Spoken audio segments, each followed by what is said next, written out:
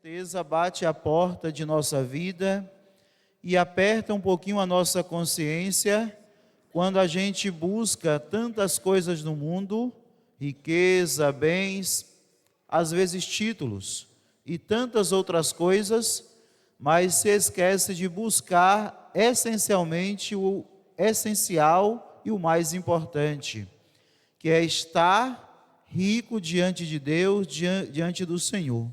Às vezes a gente quer trabalhar, conseguir mais e mais para ter fazenda, para ter carro, para ter roupa bonita, para gastar na vida, quando na verdade nada disso é importante, porque não importa a conta bancária que você tem, não importa o dinheiro que você possui, porque o dinheiro guardado pode ser que você não tenha tempo de utilizá-lo, de usar para a sua vida, para a sua felicidade.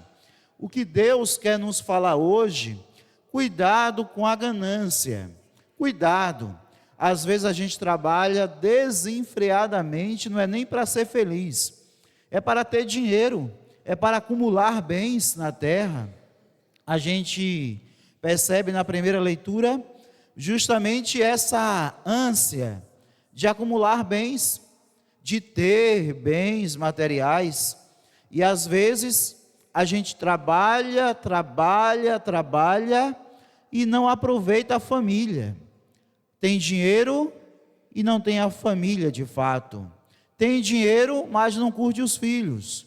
Tem dinheiro, mas a vida é só trabalho. E é justamente isso que o Senhor diz para nós hoje. Quem encarregou de Deus distribuir, dividir os bens terrenos? Porque às vezes temos muito dinheiro, temos muitas posses, às vezes somos ricos, mas somos pobres, porque não temos uma família de verdade, porque não aproveitamos a companhia do esposo, da esposa, não aproveitamos a companhia dos filhos, porque às vezes a nossa mente está focada no lugar errado. Ou seja, a nossa riqueza, a nossa alegria, claro, que a gente tem que trabalhar, a gente tem que lutar para ter uma vida mais confortável. Mas às vezes a gente vê gente comendo ovo e de repente nem sabe se vai estar vivo amanhã. Trabalha igual condenado, mas não se dá o luxo às vezes de sair com a família, de aproveitar com os amigos, de viver plenamente. E aí quando a pessoa morre, a pessoa se privou de tanta coisa, e depois outras pessoas que não tiveram nem o mínimo de trabalho, que às vezes nem gostava de você, de repente aquela pessoa que vai gastar o seu dinheiro. E é isso que o Senhor nos chama a atenção hoje.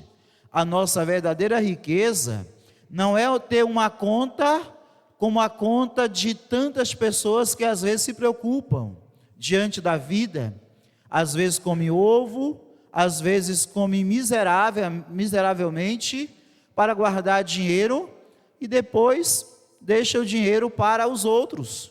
E depois é uma briga do cão, depois é uma confusão do cão. Ou seja, a pessoa, aquilo que você aquilo que você durou a vida toda para construir, aí chega o indivíduo depois em 6 meses gasta tudo. Eu não sei se vocês conhecem pessoas e famílias desse jeito, gasta numa vida desenfreada, e é justamente isso que o Senhor diz para nós hoje. A nossa riqueza não é carro, a nossa riqueza não é casa, a nossa riqueza não é a roupa, a nossa riqueza não são os bens, ou de repente a conta grandiosa que a gente pode possuir. Não, a nossa riqueza é o quê? É possuir a nossa riqueza diante de Deus, diante do Senhor. Às vezes nós encontramos tantas pessoas cheias de dinheiro, porque trabalham como se fosse louco durante todos os dias, mas a verdadeira riqueza a pessoa não tem. A pessoa não é feliz de verdade, a pessoa não encontrou alegria de verdade, a pessoa não se realiza de verdade. Não que o dinheiro não é bom, não é? Às vezes ajuda tanto o dinheiro, nos auxilia tanto. Às vezes, por exemplo, a gente tem tanta coisa para fazer que sem dinheiro a gente teria dificuldade, não é, Emílio? Mas o mais importante da nossa vida é a ganância e o dinheiro que a gente pode acumular? Não, são os bens que a gente constrói no dia a dia de nossa vida, construindo uma verdadeira família, ou seja, tendo intimidade com o Senhor da vida, tendo Deus como principal em nossa vida e não tendo uma vida completa de ganância, porque a ganância não nos leva a nada, mas nos leva à destruição. E são justamente esses conselhos que a liturgia de hoje nos dá. Colocai o vosso coração no verdadeiro tesouro. Quem é o nosso verdadeiro tesouro? Deus. Porque às vezes, assim como o homem que tinha um celeiro, ele quer guardar, ele quer juntar, e muita gente quer assim, não quer? Eu tenho que guardar dinheiro para quando eu ficar velho. Eu tenho que guardar dinheiro porque eu tenho que ter dinheiro guardado.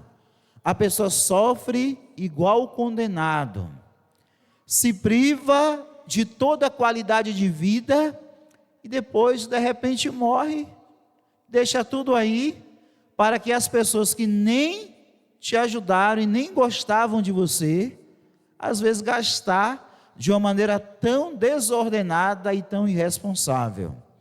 Não que a gente não deva se preocupar com o futuro, não é? Ou seja, fazer uma boa previdência social, guardar um pouquinho de dinheiro, mas a nossa vida, o centro de nossa vida, não consiste em guardar bens, mas ter o verdadeiro tesouro, que é conseguir e alcançar a felicidade de junto de Deus, perto de Deus.